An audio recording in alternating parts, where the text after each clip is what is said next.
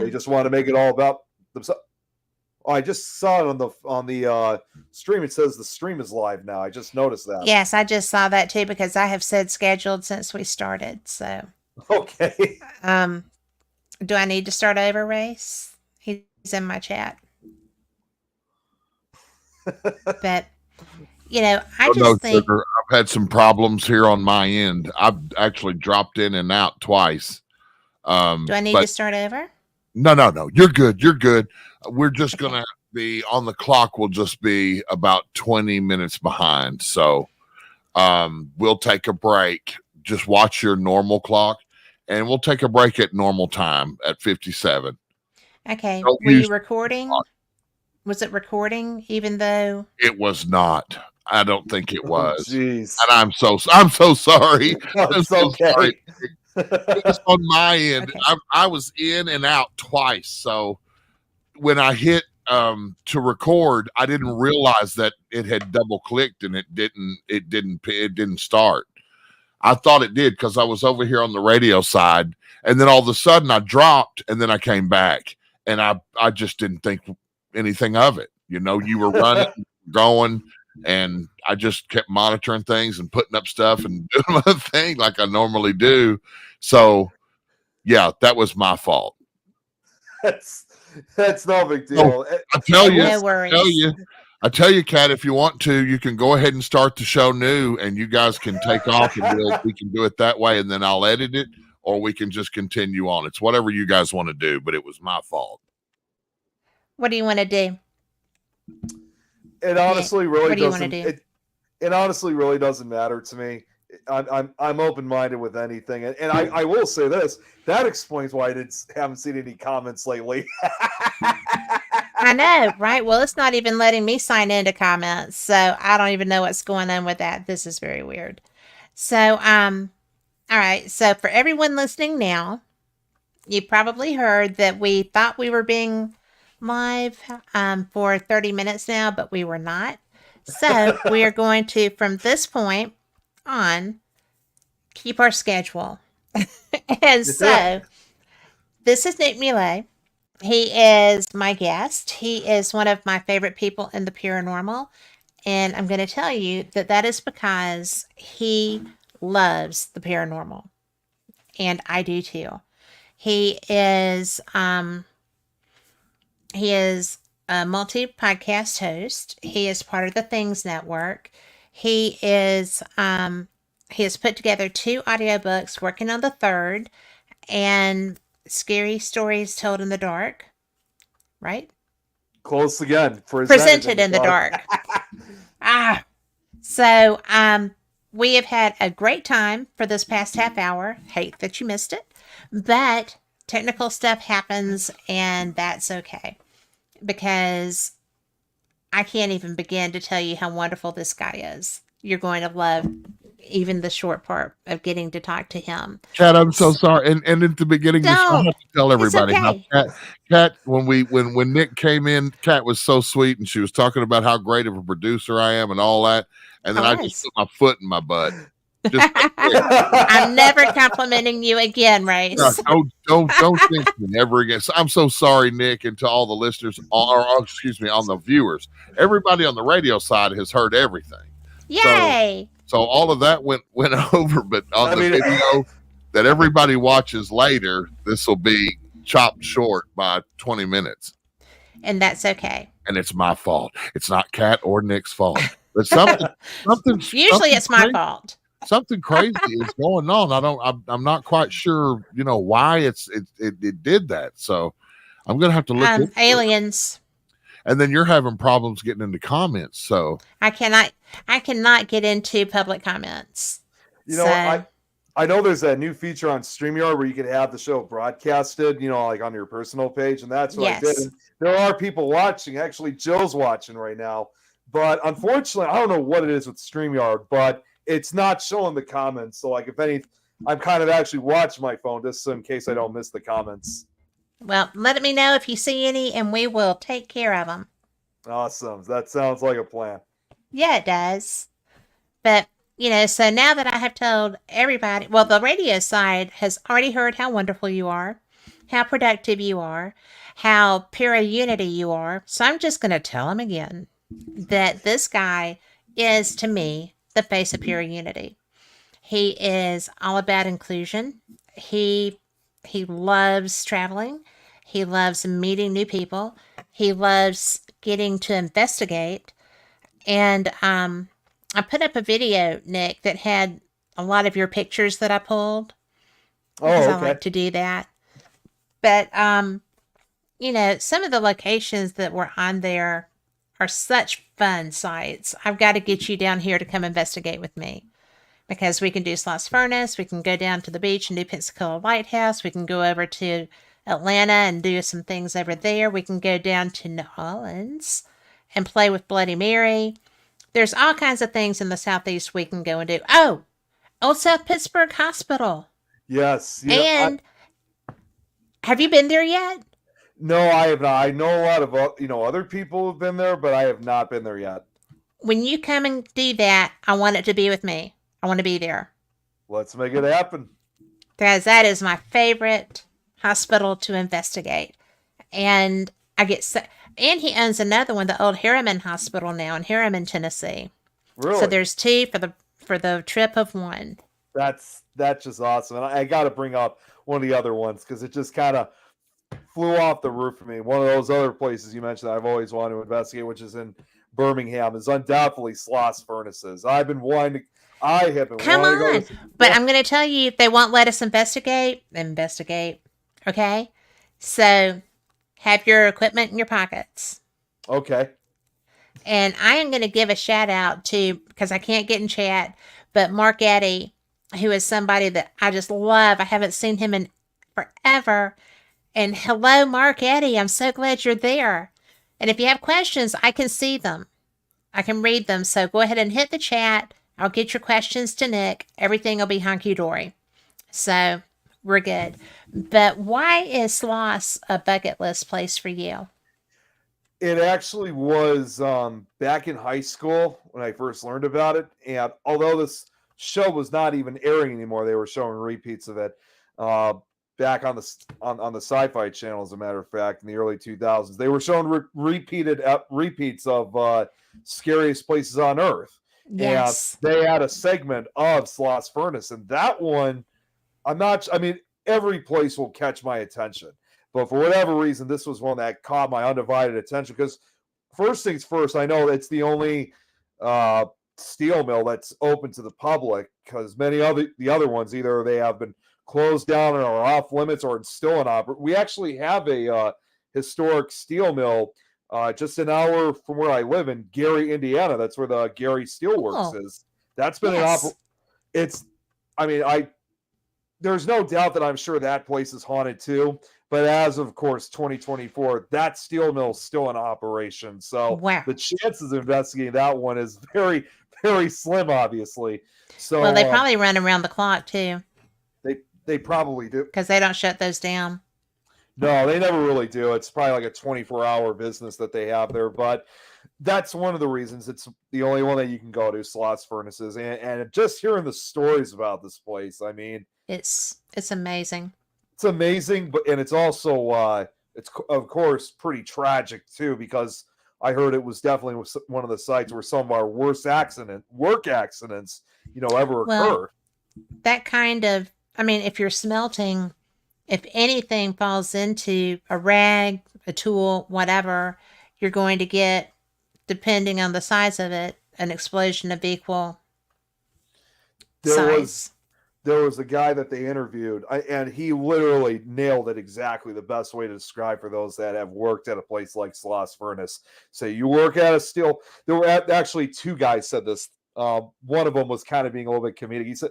He once said the worker said the only thing that was different working with that hot iron between the summer and the winter was that in the summertime you were burned all over. In the winter time, you were burned on one side and frozen on the other. But the other guy who really nailed it, he said literally that you're literally standing, working right at the gates of hell. And, just the accidents I heard there were just horrific. But now looking at what it is now, it's also like, even without the ghost stories, it's quite a scary looking place to begin with. Well, the neighborhood's a little scary now. Oh, but there's it's a industrial area that has lost the industry for the most part, and they have made it into a truly beautiful museum. I mean, it still looks the same, but it's clean. right. Like, and I will tell you that the activity is still there. They got a new director who decided that they were not going to allow any paranormal activities by living people there anymore. And I almost got banned because I had a discussion with that director. And I was just like, toward the end of the conversation, I was like, that the only reason you have a museum to have come to this job to run is because of the paranormal community. Because it was derelict, it was nasty, nobody was coming here, nobody did anything until the paranormal community found Sloss. And, sometimes, to coin a phrase, you need to dance with the one that brought you. And she was like, I'm just not going to talk to you about this anymore. And I'm like, well, that's fine, but I think you're making a mistake, Exactly. And and that's the other thing too about Sloss Furnaces, because when I saw it on Scariest Places on Earth back in like when it aired originally back in 2001, yes, obviously over 20 years ago now. You look back at how it looked back then. I mean, there were some areas that had improved, but you could still see a lot of it was still in really bad shape. I mean, yes, and I can only imagine and that's made me only imagine what it looked like, over almost 25 years later after they did that episode there. Well, the interesting thing now, and I'm sure a lot of people go to these events hoping to see something, okay? But now we have a festival here called Gumbo Gala, and that's held there. They do I don't know if they're still doing the Fright Nights at Sloss, but which is actually where, the angry man spirit was created as a ghost for the Fright Nights. So he wasn't really a person that fell into anything. But anyway, so it's really fun because I go there to go to events, and I always have my phone recorder on. Of course. So because if I go there, I talk to the spirits, and I get EVPs. Anybody will. And I should have sent, I didn't know we were going to be talking about Sloss, or I would have sent this file to Race. But I've got one because I heard somebody walking up around where the impellers are, and it was above me.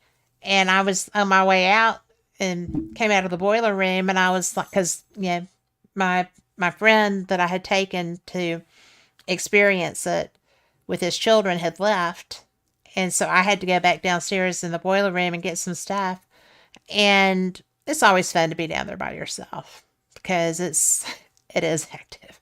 Yeah. But so I've got my stuff and I'm walking up, and I just happen to have a recorder still in my hand, and I just hit on, and I was like, who is that walking up there above me? I hear you on the grate. And yeah, I didn't play it back then. I played it back when I got home because I was, it was getting dark. I did not want to be at Sloss at dark. And so when I got home, it was a guy said, bad customer. And another little guy said, Jawohl. Who would have guessed an answer like that? And then another voice said, real southern drawl, slow, bad customer, eat poop. Yeah. Put the right word in. So I'm not sure what my rules are here. But so, and I'll send that to you because you will love it. But it was so clear. Definitely Class A. Definitely 3 voices. definitely very distinctive voices, because the first one was an older guy. The second one sounded like one of the immigrants that was working here. And the third guy was so southern and slow. It was like, bad customer. Like, are you kidding me? It was really great. That's my favorite EVP I've ever gotten there. I tell everybody about it because it was so cool. But so when you come, we'll just have recorders in our pockets and maybe a camera tucked away. Oh yeah, And it's probably the best thing I could do. yes, because I get as much on my videos as probably more on my videos than I get voice wise, on my Tascom. So, but although David did get me one of those, the H4, I could not remember what it was, and I haven't even gotten to use it very much yet. So, I am ready to play with that. All this talk about like coming down to like certain places and stuff. There was actually something I almost thought about trying to attend. Ironically enough, even though it was very unlikely today, but it wasn't necessarily a paranormal thing I wanted to do, but it was actually more involving history. And Right? in fact, my show that I did earlier today was actually focusing on a very important event.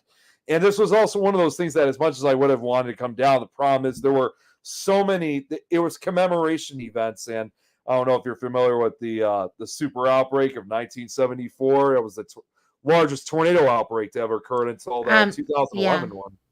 yeah, So we did.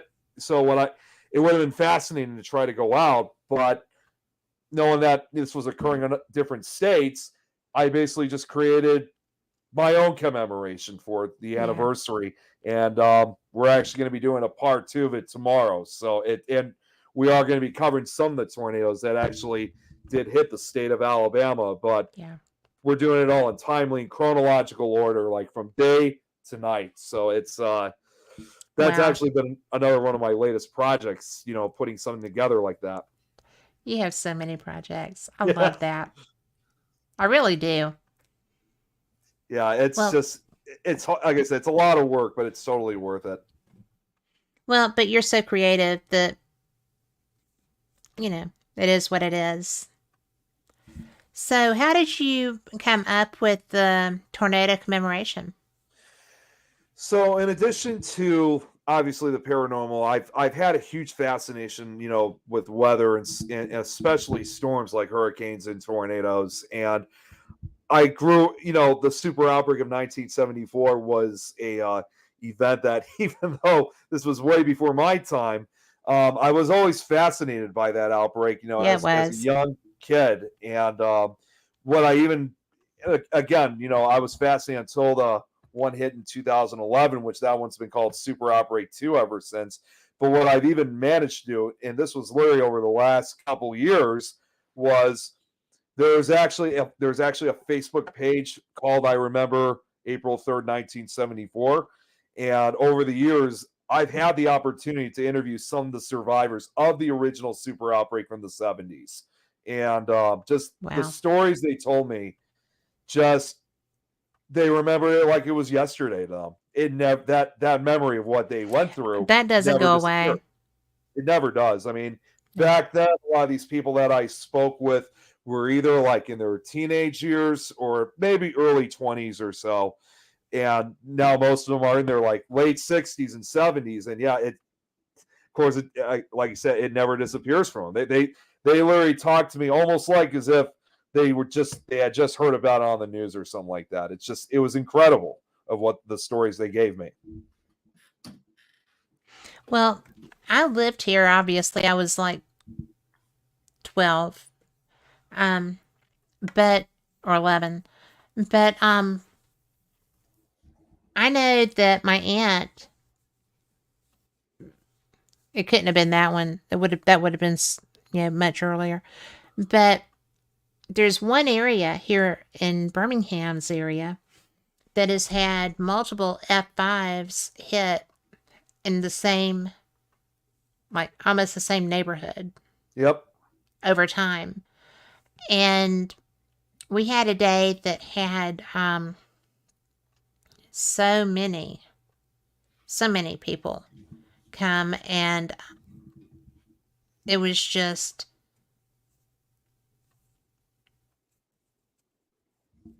when you have a friend whose young family members don't make it through that, you know, we had the one that landed in Tuscaloosa.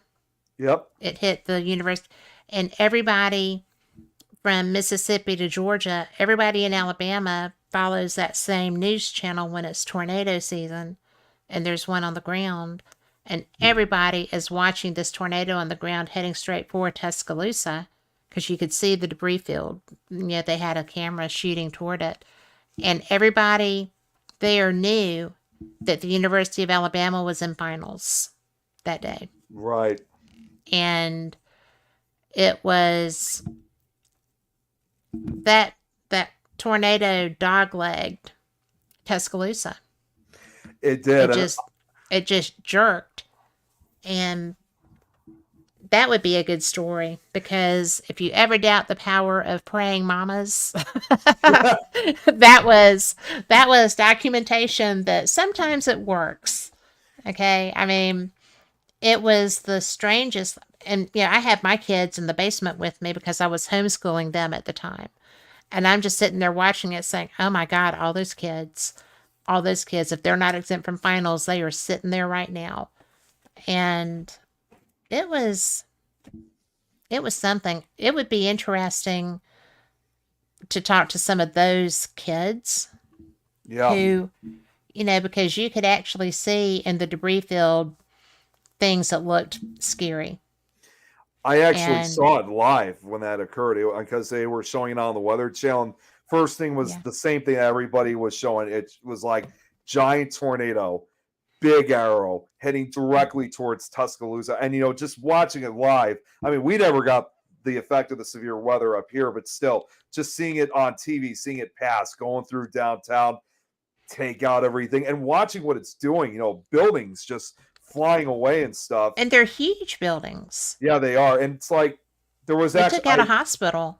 Yeah, it did. I actually saw a documentary about it just a few days ago. They interviewed a survivor on, and he said these are the exact same words he said, which was that when you see the homes and everything and cars, it's like just, that there's probably people in them, and they're just flying around like matchsticks. And for me, sitting safely up here, to me, it didn't seem right that I was just sitting there watching it.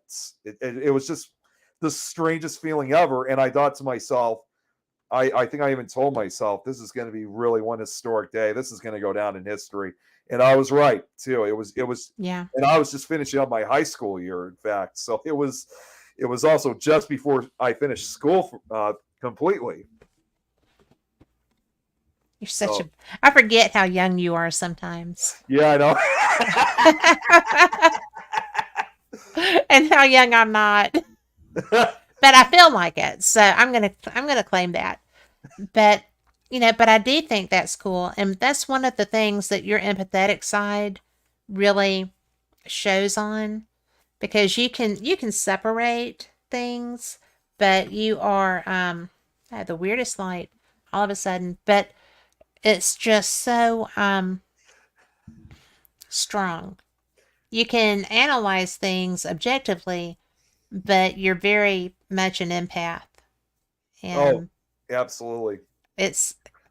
I know that. I don't know if everybody knows that. I would think they would, but it's one of my favorite things about you.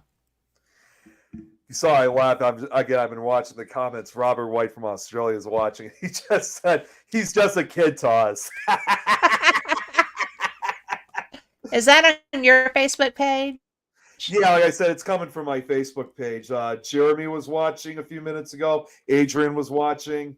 And also, if you remember, Lauren, she's been watching as of right now. So a lot of familiar faces are watching right now through my page. Yeah. Well, I tell you, I just love the people that I know who associate with you, because I think that's I think it's very fun. I like the people that you hang out with. It's been quite and it, like I said before, I mean, we continue to grow. I always meet new people that want to connect with me and want to work with me and what's not. I mean, it's literally to the point, and I will admit it sometimes does get overwhelming because it can affect your schedule sometimes. But literally, there's not a day that doesn't go by where sometimes I have at least one or two investigators reaching out to me, seeing how what's going on with me, or I have a chance to talk. It's just and I and unlike some of these other investigators that which we kind of talked kind of similar to what we talked about earlier, where some people are just doing this in the field just so they can get famous. Yeah. That's not my interest or my intention. I mean, again, it's nice to get your name out there, but I'm not trying to do it to be like this, if if you know what I mean. But unfortunately, sometimes things like that happen when you least expect it, or even if you're not asking for it. So it's Yes. but that's what's great. That's what keeps up even my own social life, for that matter. Well, there are so many times that I think, boy, I wish I lived a little bit further north. Just because most of my friends in the paranormal do. Denise moved down here. Denise is in Pensacola now. So that's a wonderful thing. I have somebody to play with all the time if I want to right now. And when she gets better. So, it's just kind of a thing,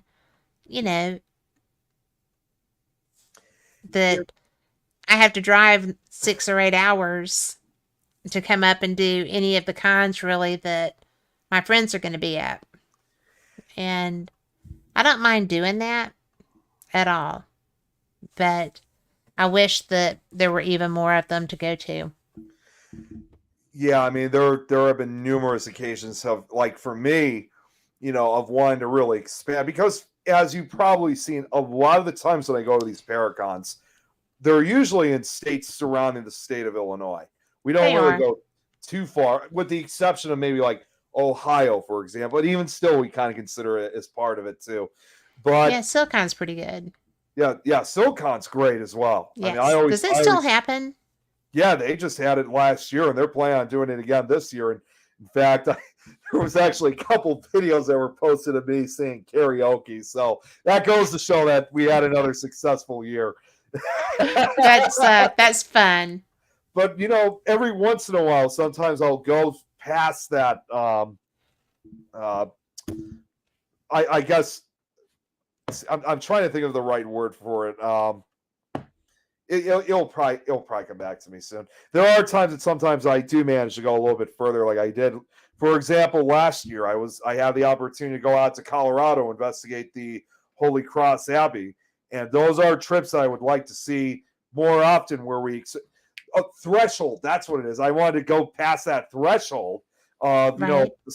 the closer areas and try to get a little bit further. So that's why like case with going to like somewhere like Alabama or Georgia or wherever.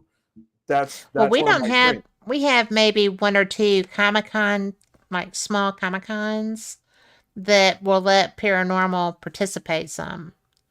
But Alabama doesn't have Paracons. And Georgia has, I think, one as far as a big one. And it's not just para either. So, how bad it is, I'm going to the Scottish Paranormal and UFO Con in June. Yeah. I was going to say, as far as I know for Georgia, I mean, not surprisingly, I know they usually have something like that down in Savannah, which is, again, Yeah, Savannah that's has a surprisingly. great paranormal community. Yeah, and that is another town I've always wanted to go to. I've been down to You've not Georgia. been? I've been down to Georgia. I've been down to like Savannah? Atlanta, but not Savannah though. Oh my gosh. Well, when you go to Savannah, let me know. Because my daughter lives in Charleston. I will go see her and then I will hop down there and investigate with you, because there are some great. You need to connect with Savannah Paranormal. Okay. They're great people. I've done different events that they put on. I love them. But also, they fix a low country boil for your midnight snack. Oh, is that So right? that's my Really? favorite. That's But awesome. they're good investigators, and they're good. Like I watched them interact with people that hadn't done it before, and they were really good teachers too. So that would be a good connection for you. It really would, because like I said, I mean and I wouldn't just be going down, like I said, just for the cons. I mean, I would like to go for the actual investigations themselves. Like again, the trip to Colorado was not for a Paracon. We were going Right. for an actual investigation, and it's something that I definitely would like to see more of, especially in my, for myself, so I can get out more Sure. often. It also would be it also would be a good way to use more of my vacation time. So I'm not always working all the time. I can actually have like a real summer vacation doing something like that. Well, I'll tell you that. Have you been to the Gettysburg Battlefield Bash? That is another I haven't gone to yet. See, this is what I'm talking about. Well, you will meet everybody from the Northeast when you go to that. But the reason I like that one is A, the camaraderie, of course, but B, they do that for the Wounded Warriors of Pensacola and Pennsylvania and children with cancer. Oh, really? And I those didn't are know their anything two about that. charities for that. And I spend like a drunken sailor when I go to, put money in the kitty for that. So it's really amazing. That really is. Like I said, I mean, these charities, yeah, I didn't know anything about that. So that was something new for me to, because I've heard about it, but I never really figured out exactly when they raise all the money. So you just kind of answered a long standing question I've been wanting to know for last Well, couple of years. that they had, there used to be that real goon that did a little newspaper about the paranormal stuff, and he got really hot and heavy on their butt. And I just sat back and watched because, they were handling it fine. They didn't need me. And when I realized that he was just trying to destroy the people that read that, I was like, oh, well, let's have them on. Yeah. you know. So, but that's one of those events that is run well. You know where they're. I mean, they'll open their books to you. They don't mind a bit. And I won an SLS camera there in the lottery, Oh, that's awesome. a draw thing. Well, they had the most beautiful cornhole boards I'd ever seen. I was so excited because I thought I won the cornhole boards. So the SLS camera was good too. I like it. See It's now, fun. see now, Lauren here, she just said, and it's been a while since I heard her say this. I mean, she just mentioned about, since we talked about Gettysburg. Gettysburg's only about 45 minutes from her, so for her it's not even that far. But she actually lives up in. It's a reminder, she lives up in Northern Virginia, so she's probably not Right? far, like from the Pennsylvania, Maryland, Virginia, Maryland, Pennsylvania border. So I see, if given the opportunity of going to somewhere like Gettysburg Battlefield Bash, that obviously would finally give me the chance to finally, to meet Lauren in person. And Well, she you'd meet also, all yeah, kinds of people yeah. because Pinehurst is close to there too. It's like an hour away, and they do a con almost in the same week as, if not the same weekend, sometimes as the Battlefield Bash. Oh, They may really? have separated them by a week, but I mean, that's a good con too. I'm gonna have to check that one out because surprisingly, I never heard of that one. I mean, I've heard of Gettysburg, but not the other one. Well, Pinehurst is, I think it was a sanatorium hospital, um, and it's pretty intensely haunted too. Okay, I'm gonna have to. I'm definitely gonna have to look into that. So Well, yeah, I don't think I'm that you just. will. No, go ahead. I'm sorry. No, don't be sorry. I'm just so Pinehurst is cool. You just need to. Oh, take a break. We need to take a break. Oh dear. So we will be back. Y'all come back to you. We'll see you on the flip side.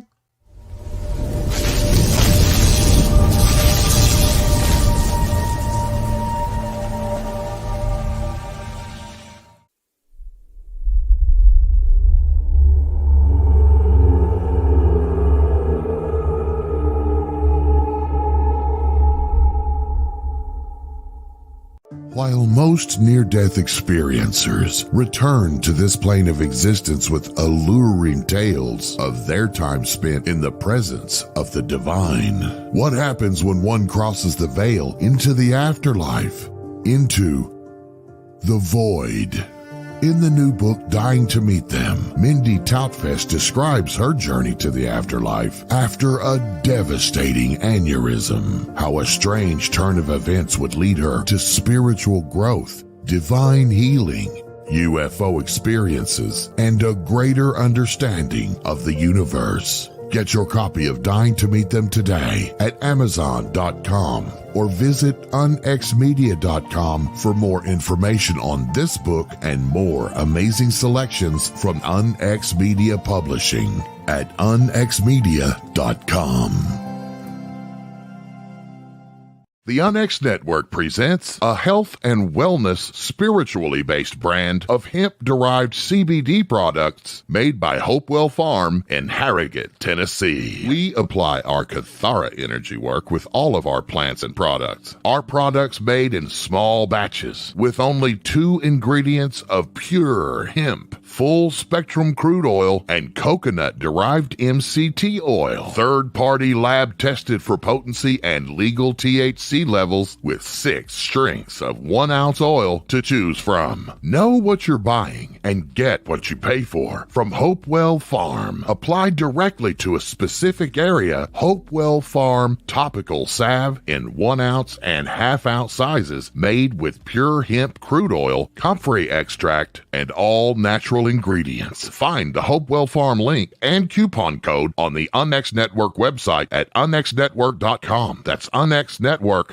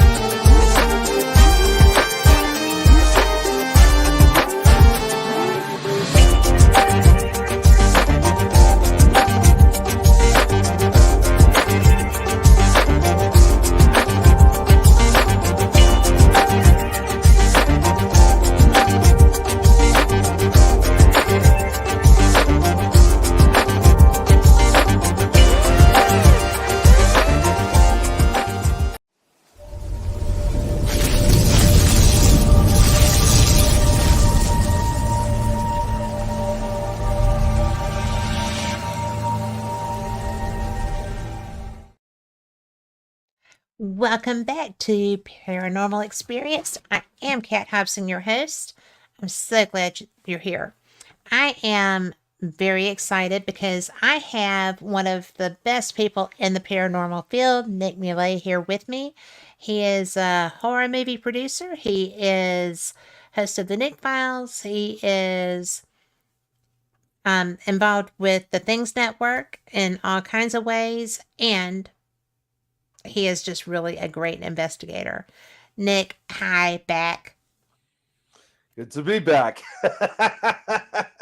And for everyone listening, if you have questions, you can get them in chat now because I am able to log in.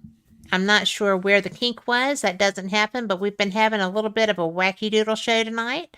So for those of you that were not listening to us in the audio only, we had some technical difficulties, so the video is going to be short, but we're getting it done.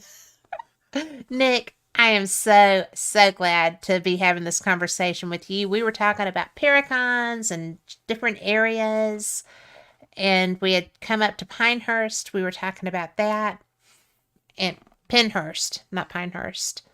And what is something, you go all over the place, you do all kinds of things. What is your primary bucket list item? Where would you just like, oh, yes, please, it doesn't matter what it costs, let me get in? Oh man, that's a really good question because there are so many locations I'd love to really investigate. But I guess I'll say perhaps one of them that I would like to go to would have to be believe it or not, I think one of them would have to be South Pittsburgh Hospital. It's just, just hearing about it so much is just, it's definitely gotten me really more interested on this location. Just hearing all the stories about it, seeing, of course, on past paranormal documentaries, and it's just kind of a fascinating location that I'd really like to investigate one of these days. Well, maybe we can coordinate that. Yeah. If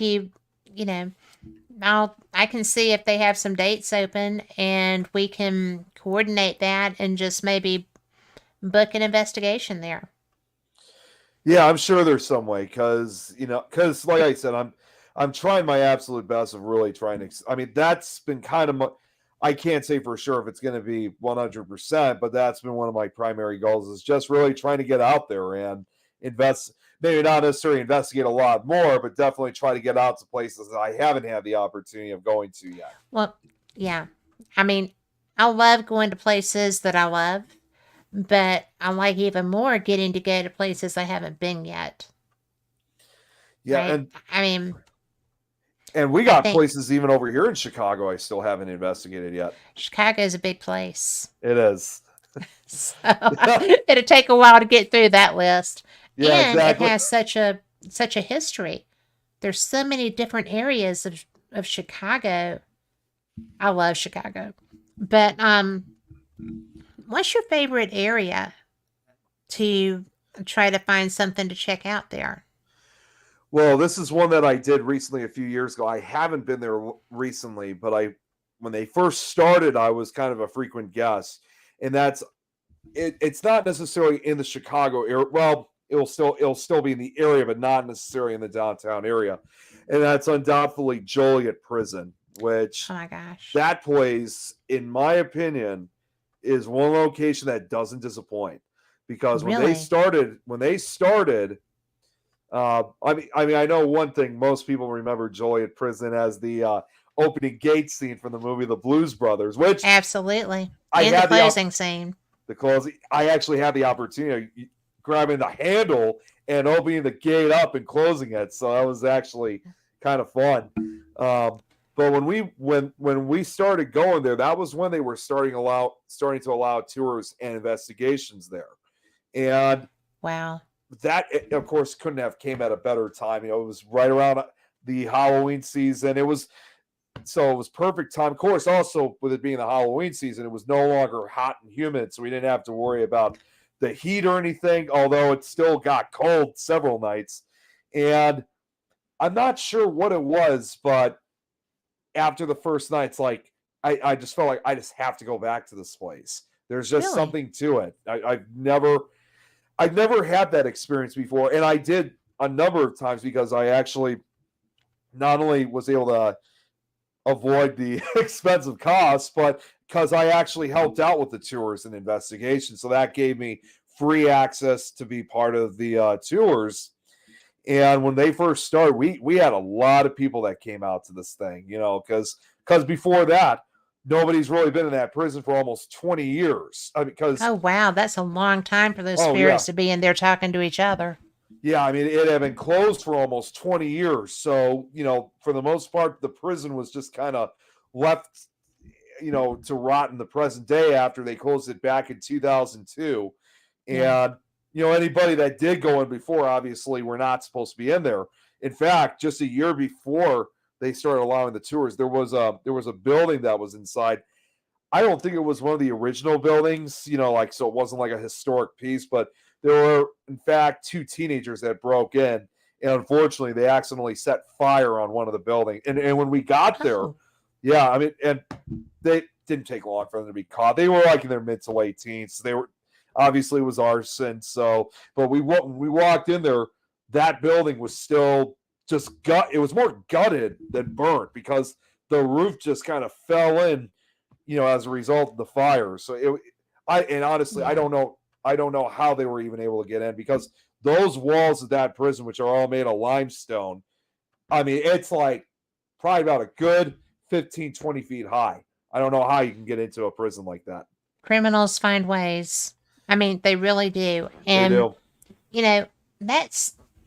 That is so discouraging when you have an iconic location like that that's damaged. It is. And we thought, once again, much like you were talking about with Sloss Furnace, but I mean, I know the prices are expensive, but once again, getting all this money is to help restore the prison to what it used to be. And I did hear that, again, at the time that we went, the prison was in really bad shape. There were some areas that were okay, but for the most part, again, you could tell nobody's done any type of restoring since they closed the prison down. And there was actually I think it was the cafeteria that we were at. And obviously this happened during its time of abandonment. Like you normally see a lot of graffiti and stuff like that. Yeah. Well, whoever did this was quite an artist. They actually put graffiti of The Simpsons. Oh my gosh, really? Never would expect that, it would be The Simpsons, obviously. So I don't know if it's still there, but from what I've heard now lately is that they have stored electricity in the prison. So now they got heating. So now, especially if it gets cold, they now got a watering system. So they got like bathrooms. Back then, I mean, it's like the only place you could use the bathroom was just a porta potty, obviously. So it was. I hate those. Yeah, I hate them too. But at that time, that was the best you can go for. So the prison really has gone through some improvements, but due to the fact that it's so big, there's going to be a lot more. And I even thought to myself when we went out on the prison grounds where the inmates used to be out during their recreation time, just seeing how big and how wide it was, I thought to myself, this would be great if they wanted to do like a concert or even a music festival. Because I could see like hundreds of people standing like maybe somewhere on the edge, or a big movie screen. And of course, undoubtedly, I even said this would be great for a Paracon to have. So, wow. But how open are they to the paranormal? Well, I'm not entirely sure as right now, because here's the sad part. And this is the reason why I have not gone back. It's not because I've had it. Well, I kind of did. When we took part in the tours, obviously, it seems like I seem to have done my homework on this place more than anybody else did. I seem to have known more about the history of Joliet Prison than the Joliet historians did. Now, I'm not sure if they're still there to this day. That does not surprise me, Nick. Yeah, I'm not sure. Your enthusiasm is awesome. I'm not sure if they're still there to this day, because they opened the tours up in 2018. And I often would really tell them a lot of facts. And I even told them stuff that apparently the historians didn't know. And unfortunately, I'm not saying I'm fully responsible for this, but I think they didn't like the fact that I seemed to have more knowledge than they did. It was like Did you tick off the historians, Nick? Unintentionally, yes. Yeah, because I looked over and they were just be giving me these looks of disgust, and these people were probably not much older than me. They looked like they had to be maybe mid to late 20s, maybe early 30s. And the fact that they were looking down on me, it was just that classic, like, too much moments. And then couple Quit weeks. showing us up, guy. Yeah. Yeah, serious. Yeah, it was just and the other, it wasn't even just that. Honestly, they were kind of rude to some of the visitors that we had. Really? So I think when people approached me and wanted to hear about the stories, I felt like I was probably their best chance of really giving them a good tour and investigation. And Yeah. then just a few weeks, probably about 2 weeks after Halloween, we got a message from them that they no longer wanted us back. And at first I thought, well, are they just closing down the tours? Like, is it just not working right? No, they threw us out because they didn't want us to have any involvement, which I thought was just absolutely ridiculous. Ridiculous. Again, I don't think it was just because I had this knowledge. I think there was other things that were going on that didn't sit well with the historians, and so without question, they threw us out. And obviously, even to this day, we're still not happy about it. But even though it's been 6 years, fortunately, we still, still haven't, and haven't been giving up. We're still trying our absolute best to try to get the investigations and take part in these things again, because it's in my opinion, it's a prison that definitely needs to be investigated. Any place needs to be investigated. The spirits need to have a chance to have their voices heard. Exactly. Yeah, So, it's just the activity there is just it's really quite an experience. I mean, I never expected, like, one of the experiences I had. I never expected, while we were waiting outside one of the original buildings of the prison, I saw several shadows going across the prison yard. So that it looked almost as if, just like the way you said it, the fact the building's been closed up, it's been dark. Most people had never stepped foot in that prison since it closed, other than trespassers. It was obvious and clear. These right. spirits were pretty much obviously excited that we were in this building. Oh, Like, it was like their way of saying, now we're finally getting this attention that we've been waiting for. somebody to listen to us. I mean, Yeah. I get that when I go places sometimes. Sometimes I get spirits that call me names. I mean, it just depends on where you go. But I think that they get so excited when they haven't been able to have a voice for a long time. I love going into places that don't get a lot of attention. Well, and you look at a place like a prison, like Julia Yeah. in this case. I mean, I understand, obviously, back in the day, yes, this was a prison. This was a place where people had broken the law or did something, serious, or something they were not supposed to be doing. They were sent there to be punished. And, and probably most likely, a lot of these inmates, lost contact with their friends, their families, and they had no contact whatsoever. So just like a lot of these other historic prisons, it seems like to this day they're still living out their sentence. And even in death, they can't see. Essentially, they're still serving their life sentences. I'm sure these inmates, now after death, have shown remorse for what they've done, and they just want to tell their story. And yes, I mean, we always got to be. It's not always a good thing, but sometimes, again, when you have these inmates that have been sitting there for so long with nobody to talk to, and they have people like us, and they want to tell their stories, that's quite a different feeling in the end. Yes. And, just because they were incarcerated, sometimes, yes, they're schmucks, right? Yeah. And sometimes the violence is still with them. They don't lose who they are. But often, Lauren is in chat and she said they just like to have their story told. And if we're not in there hearing those stories, then they don't stand a chance. As I would probably look at it, is like, again, I'm not trying to show sympathy for, like, all inmates. Like, I'm talking about living with, but, if you hear stories about, because we always hear a lot of these guys, grew up, they didn't have the perfect childhood, they had a tough, upbringing, and that's what got them into crime. And that's probably what they would still tell after death. It's like, now we have finally someone that we could talk to that we never had the chance to do in life. Yeah. That's what probably makes them want to tell their stories like that. Well, I think in a lot of those cases, you kind of have to build confidence with them. That sounds crazy, but it's not.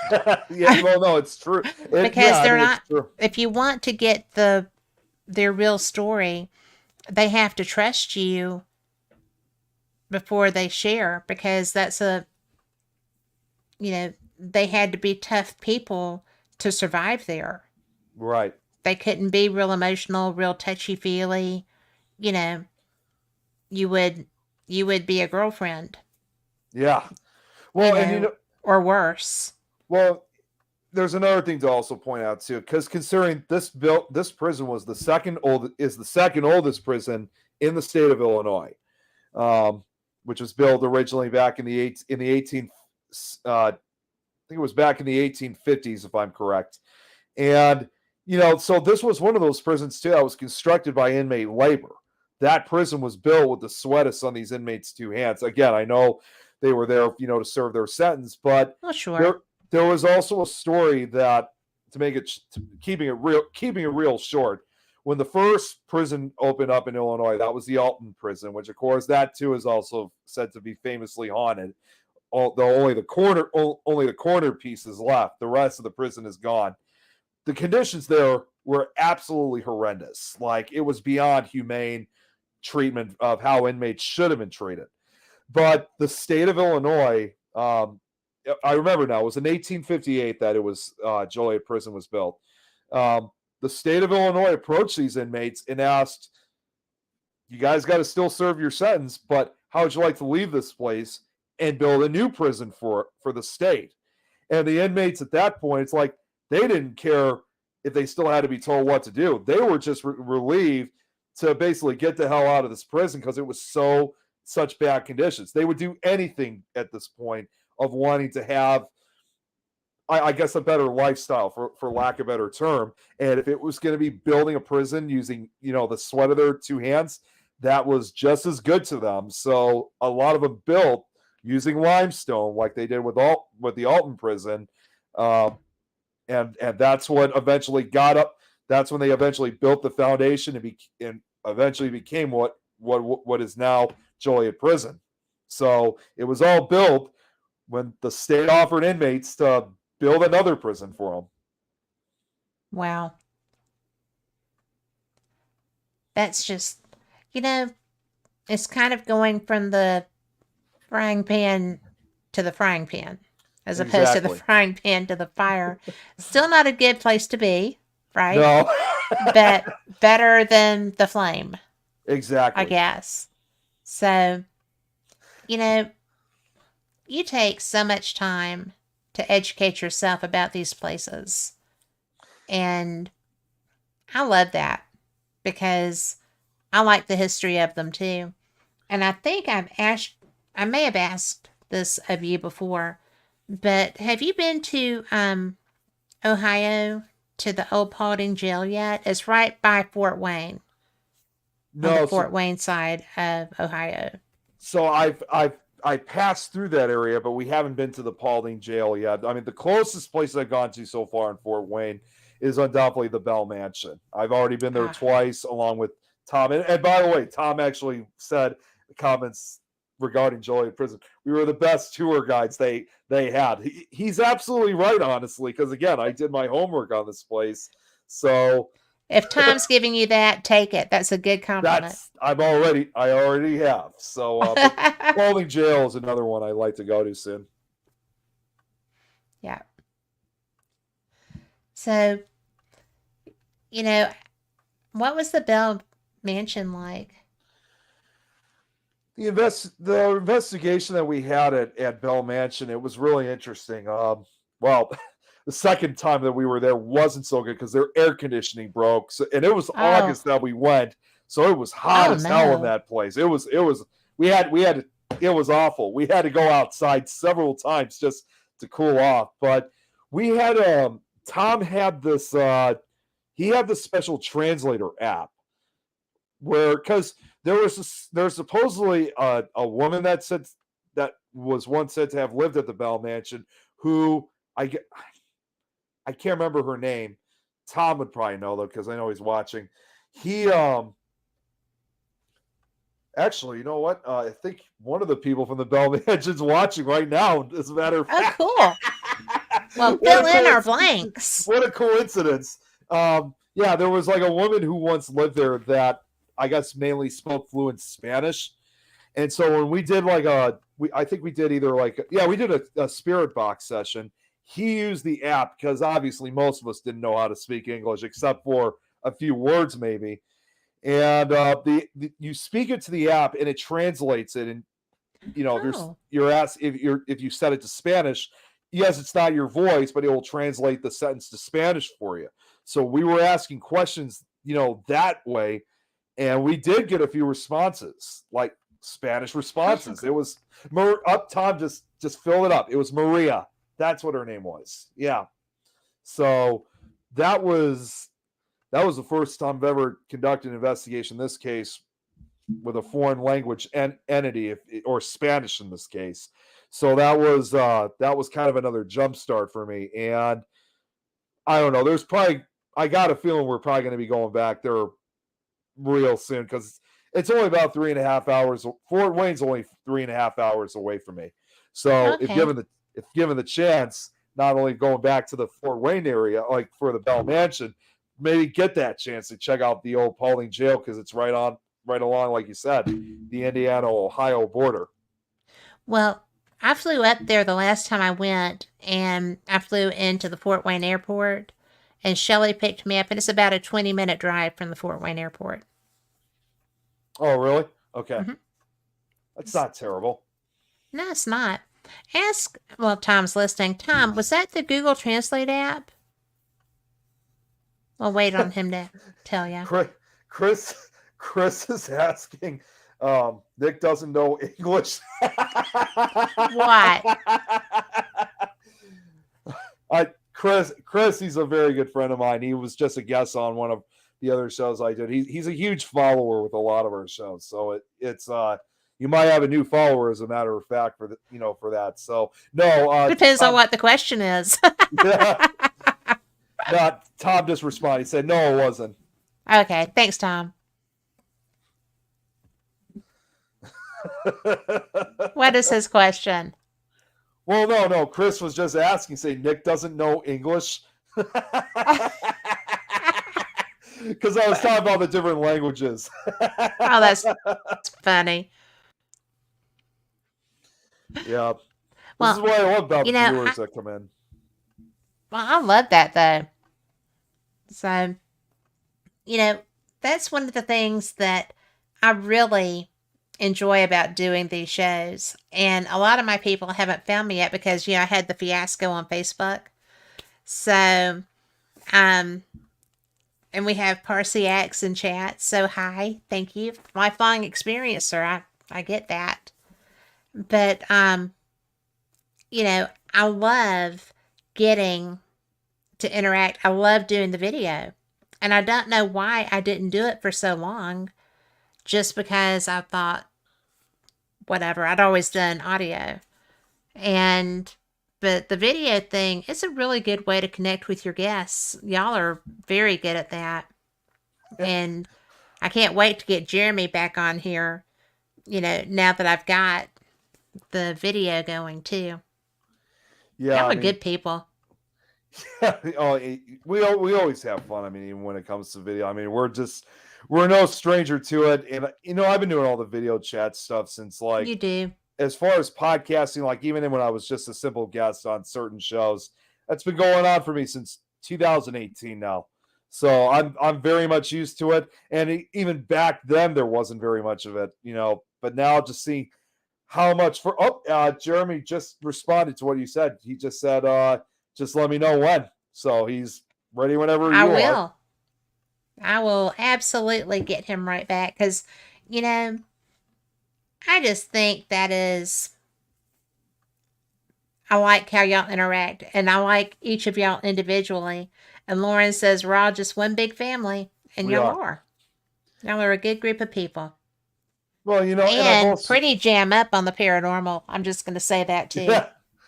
So, Well, the other thing, I've said this on numerous occasions, but although it has been a very long time, so I think it's overdue anyway. I know, of course, this comes up so much, being the youngest one here. Um, I've just the always baby learned. face. Yeah, well, I've always learned, and I talk more about my actual family. Like as I grow up, we Mhm. obviously try to meet either the significant other, or we try to find, try to start up our own family, if you will. Right. So for me, in this case, it's like family outside of my actual family was, Yeah. very different. So of course I had to find that in other areas of my life. So, but Yes. I got to be honest, I've never seen a group of people be as brotherly, as sisterly, and as loving as the paranormal community is. I think that's absolutely true. And I also think that the best part of that is, like I said, I don't know any of the people at these cons face to face, or I didn't when I started. And so when I would I would get credentialed for them and go as media and interview people and, you know, just promote and get to know people a little bit. And I found that with only one exception, and I think that was just because the person wasn't in the mood to have any kind of conversations. They were tired. Um, I've not ever had a negative experience at any con I've gone to. When I've been talking to people or, you know, asking for an interview or getting an interview, or one of the things you'll love about the Gettysburg Con is the first time I went, the local paranormal team, they were going out to the battlefield and they were like, "Hey, you want to come?" And I'm like, "Well, yeah." But Yeah. somebody's going to have to let me follow him because I don't know where I'm going. And they all just tossed me in a car. Not like kidnap me, but, Right. give me a ride. And if it's to a Paracon, throw me in. I'm all for the ride. I know, right? Gettysburg Battlefield? Take me, take me.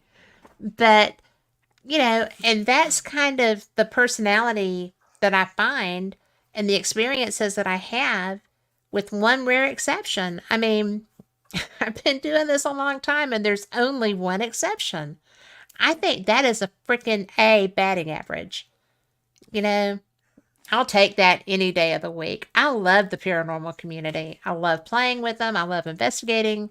I love the heart that our community has for people in need. You know, almost every Paracon I've gone to that's not like the great big huge commercial ones were to help somebody. At least Right. part of the proceeds went to help people. And I think that says a lot about us as a community. It What are you is. laughing at? What Chris just said. He said, I'm in a trunk in the back if needed. I'll ride shotgun. We'll put somebody else in the trunk. Well, Tom also just said, I guess maybe I didn't get the full message about this, and this is about traveling again. Victoria, I'm assuming you know Victoria Monday. If that's Yes, correct. I do. In Texas. Victoria, Tom just said Victoria apparently invited us to San Antonio next March of next year. Really? Yeah. Well, maybe that can be a group thing. I'll call her. I just had her on like 2 weeks ago, so I will call her and ask her about that, or message her. I like talking to her. I haven't So, spoken to her in a while. I gotta reach out to her one of these days. well, So, she went through, she's been having some pet issues and, oh you really? know, living issues like, everybody does. But she's a good person to, hey, she's a good interview. She's a lot of fun. And she has some good experiences to share. Surprisingly, But she's a nice person. Yeah, she is. Surprisingly, we haven't even had her on our show yet. I'm gonna have to try to get her on one of these days because we've been so focused with a lot of our guests, and I'm not sure what it's going to be for the next couple of weeks. Although I will say this is in the later part of April will be our 100th episode of Supernatural Talk. So we made it officially, and we are doing a special on that one too. So congrats! Yeah, we made it. So let's hope for the next 100. I've got a feeling you've got several hundred coming up. I have no doubt. Doubtfully. Another thing that you kind of brought up, especially when it comes, like when you said about the paranormal community, and I've been meaning to do this now for the last few months, but I've always said constantly, that our community is always growing. But there's one group that truly, adds to it that I've been so busy with so much, I just haven't had the opportunity. And that is to go back to, I guess you can kind of say where part of it began for me. Back to my former high school where I started my paranormal club, which is to this day is still in operation. Yeah. These last couple months, again, it's been difficult because of all the projects and so much else. I haven't had the opportunity of going, but I've really been wanting to see how big the paranormal club has gone since I left there back in 2011. So, I often wonder, is that new do we truly have a new generation out there that we just haven't heard from? Because honestly, if given the chance, like obviously I don't want to just introduce myself and talk about myself, but tell about the shows, like if you guys are looking for more stuff involved in this subject, check out the shows, come on our pages. I mean, there's a lot more to it than just a simple club nowadays. I mean, when I started, that's all it was, except for maybe the paranormal TV shows on, Friday nights. But now they could actually explore a lot more. And I've always had the idea of how cool it'd be if either they wanted to start a podcast of their own because they were inspired by us, or they want to be guests. That would be so cool. It would show our next generation, starting to step up their efforts to continue the legacy. I think that would be brilliant. And I don't know why you're dragging your feet. Go do that. It would be awesome. So I'm hoping one of these next couple of weeks, at least before the school year ends, I can try to make that visit. Because I hope you do. That would be so rewarding for both you and them. Exactly. And what's even more, although I haven't been able to really meet any of these kids, who've been going all these years, I have met other kids that have gone to my former high school because I don't know if you remember, I mentioned before that I worked at Spirit Halloween a few times, and we had a few kids who worked there too, because you could be as young, you could be as young as 16 or older to work there. And when I find out that they're at my school, I would first often ask them, saying, "You guys ever heard of that club called Paranormal Club?" And it's like either I say, "Yeah, I heard. I mean, I don't go, but I've heard about it," or they'll say, "I know someone who has gone," that kind of thing. And I think to myself, I know how this is going to sound, but that club, well, I'm the original president, founder of that club, and when I look at them in the eye, they know I'm not joking. They know I'm being serious. And when I tell them that, it's like those kids just go absolutely crazy. It's like to them, they're hanging out with a celebrity at that point. They just get so excited, and they tell their friends about it too. Like, you're not gonna, like, I always hear, like, they'll come back and they're like, cool. You're not gonna believe who I was just hanging out with, or working with. It's incredible. That is incredible. That's awesome. I mean, seriously, to be able to create that kind of excitement in somebody, it's so fun. I love that. Yeah, so I'm not sure how the actual club has been going. I mean, I'm sure it's gone. I mean, I know it's been going back to, it's been continuing on the legacy of what I originally started. But as far as numbers and stuff, I've been really curious and wanting to know. So I just sometimes think to myself, when I get the singing feeling there's going to be like 30 or 40 kids at this thing. When I first started, there was only like 10 of us. Really? Yeah, because like when I first started the club back in 2007, at first, and not surprisingly, not many people really took it seriously. Of course, part of it was because we started around Halloween. So, Yeah. I think a lot of people, both kids and staff members alike, thought it was kind of a joke. They thought it was some kind of Halloween prank that was going on. But when they saw that this was a legitimate club that I was putting together, they realized that I was the real ordeal. And, of course, obviously having a lot of the stuff that we had then, whether it was information or even the tools in this case, were still relatively limited because at that time, all these, some of these not too many websites had so much on it, but also as far as like showing paranormal equipment, that was still like $100 or $1,000 back then. And I was only 14 or 15, so I couldn't afford a lot of that stuff. You know something else? Can you imagine for the kids that are in that club now what it would be like to have you come speak to them? Yeah. I mean, even if you could even speak to the whole school as somebody that, yeah, I've got a job, but look what I get to do. Exactly. This is, to be able to support yourself well and to be able to living your passion. I mean, that would rock so many people's socks to know that somebody that went to their school, that started this club, that did these things, and you're still getting to live that passion. I think that's awesome. I think they think so too. Well, and you're absolutely correct because they about maybe a year or two ago, and I might have tagged in it originally. They made a news article about it, and I was mentioned in it, and it said literally right there in black and white. Nick, it said like Nick Mulae, who's gone to become a huge, this big paranormal investigator. It's obvious that even though I graduated, they still have been keeping an eye on me. Yeah. So they're still trying to keep tabs on me, to see how I've been doing, and that's something you really don't see very often, especially because such a compliment. It's such a compliment, and because when most kids graduate, after that's like, all right, we're done with them, let's focus on the next group. But for those that have followed such huge steps, like in my case, it's just amazing that they still want to have some kind of connection and let the future generation, these other kids, know, hey, this is where this guy has gone.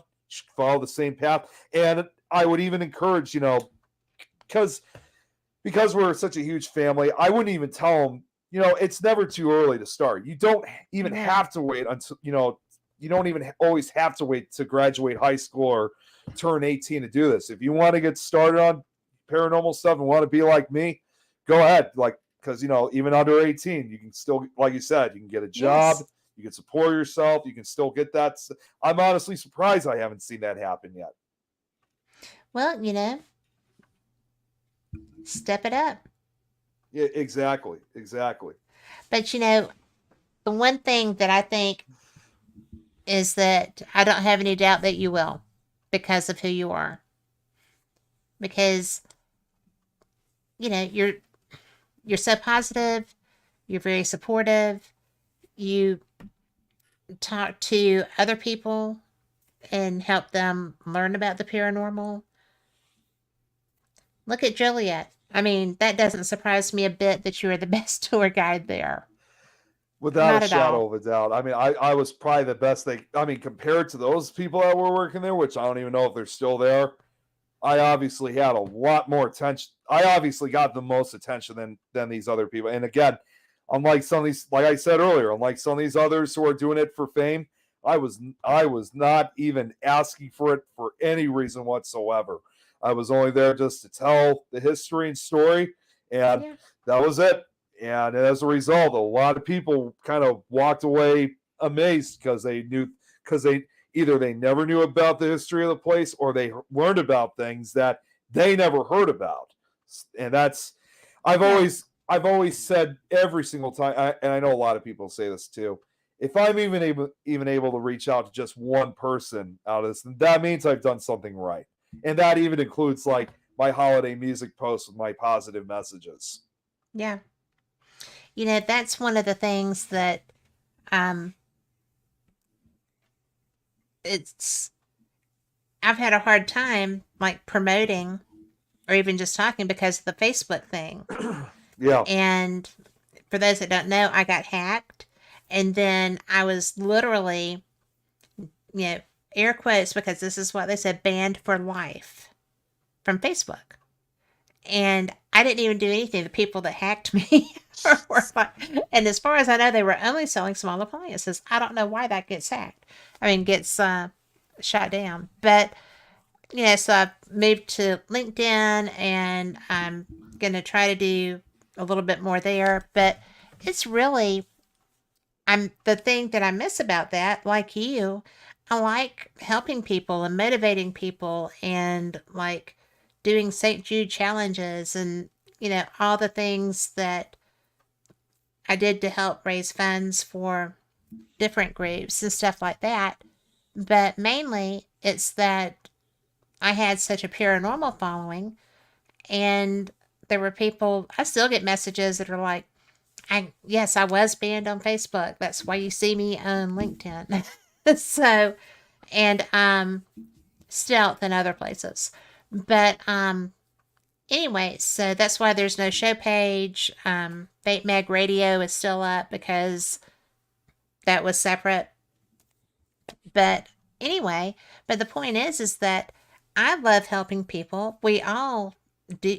Most of the people I know try to provide positive input to people or answer questions. If somebody has a question about the paranormal or equipment or, any of that stuff, we have so much investigation experience to share that, I love when somebody comes to me and says, or if they're having an experience that is concerning them, doesn't it feel good when somebody comes to you and you can say, well,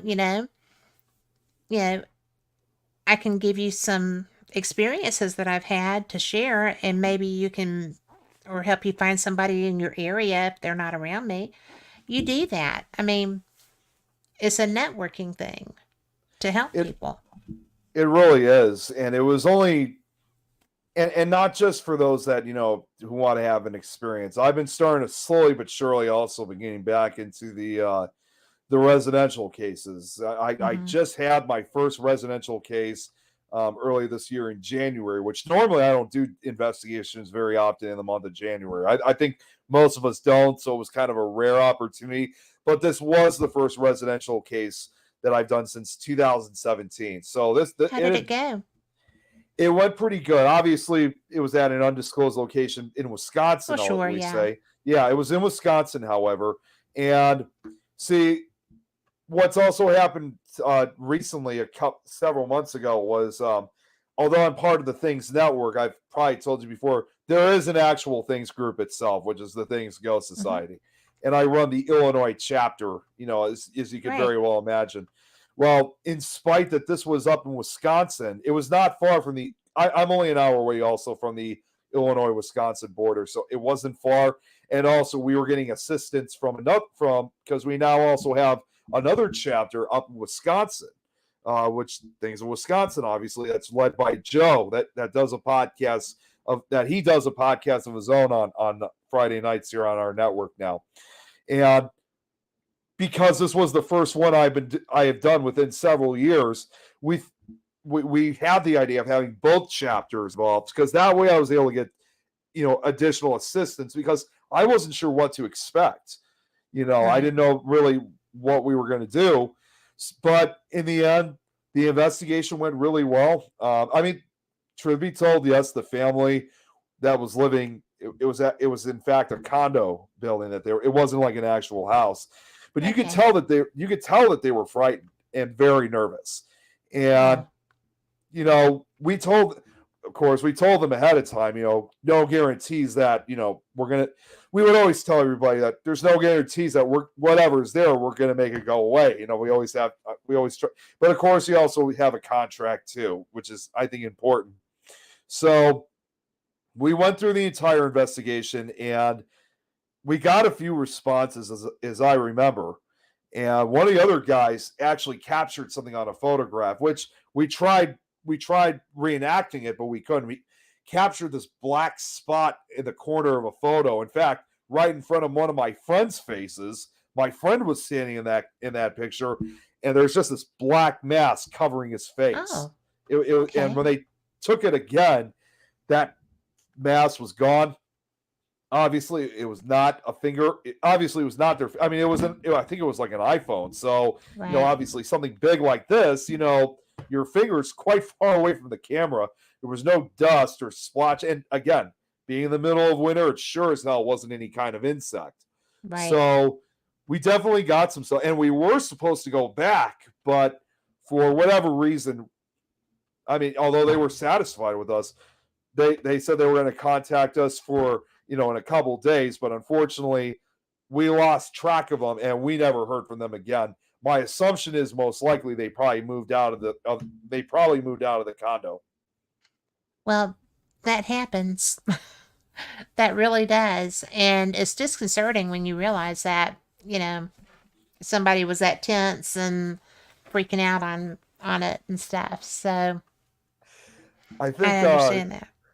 I think we just, considering that we were talking also about a few others before that, looks like we got someone else's attention. Victoria's watching. Oh, yay! Hey, Victoria. Tom's like, were your ears ringing, Victoria? Well, I'm glad we said good things. What else would we say? Seriously. Yeah, exactly. So, nothing but good things about her. Yeah, she's awesome. She really is. Well, we have only got just a couple of minutes. I'm gonna pitch this to you. What would you like people to take away knowing about you? What do you think is something that is even more special than all the things that I've bragged on you about? Oh man, I don't know. I know I covered a lot of ground. Yeah, I was gonna say I don't know if there's very much. I think we covered just about all of it.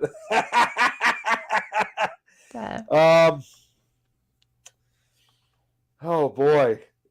Well, other than South Pittsburgh, which we're gonna try to do, yeah. Where else? Well, like I said, obviously, I'd like to check out several areas of Savannah. That's another one. There was what was that place? There was some location. And I've also been talking with another investigator about this too. He, in fact, just recently made either was a document. I think it was a mini series that he made. It's also in Louisiana, but I think further.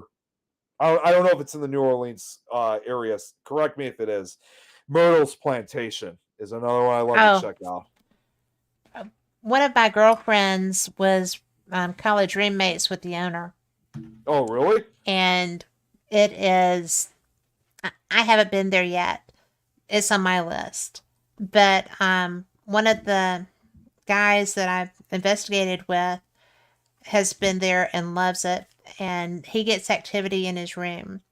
He is a single man and goes down, and he's an investigator. And he gets touched. It's a little girl. Yeah. And he gets touched, and he gets giggles on he'll leave his recorder running. I can't wait till you go. I can't wait to hear your experiences there.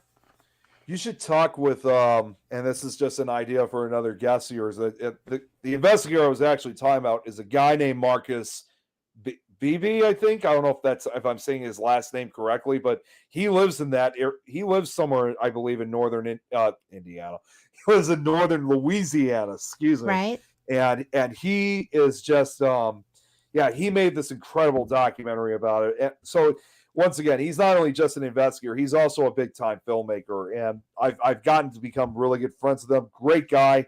Of course, he's also full of, just like the rest of us, he also has a good sense of humor.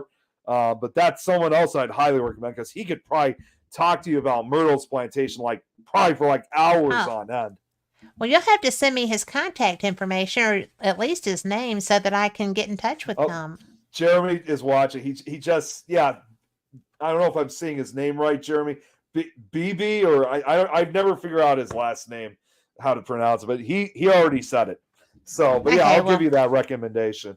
Okay, I appreciate that because I love talking to people about their, paranormal experience. Maybe I like that a little bit, but we've got to go. I am so appreciative of your time, and I'm sorry for the snafu at the beginning. If you're listening to us on radio, you got it. If you're listening to us on video, you didn't. I'm sorry. But Race has apologized profusely, and you know what? Usually it's me that's having the technical issues, so I'm not fussy at all. But thank you so much, Nick. I just love getting to talk to you. I have fun with you. Yeah, thanks as always for having me. It's always a pleasure coming on to this show and just chatting. I always have a lot. I mean, I do that. I say that with a lot of the shows, but yours is no exception. So I always enjoy it all the time. So thank you again. I'm sure we'll probably be doing it. We seem to do it pretty often. I like it too. So, moderately often. Yeah. So, and we will. But yeah, that being said, I appreciate everyone listening. Thank you so much. I hope you enjoyed it as much as I did because I had a ball. But we are going to be going, and you know what? Coming up behind me is Clyde Lewis, and that is Ground Zero here on the X, where there's so many shows. Check us out, unxnetwork.com, and see our show schedule. So I appreciate you. Y'all come back next time. Same cat time, same cat channel. Good night.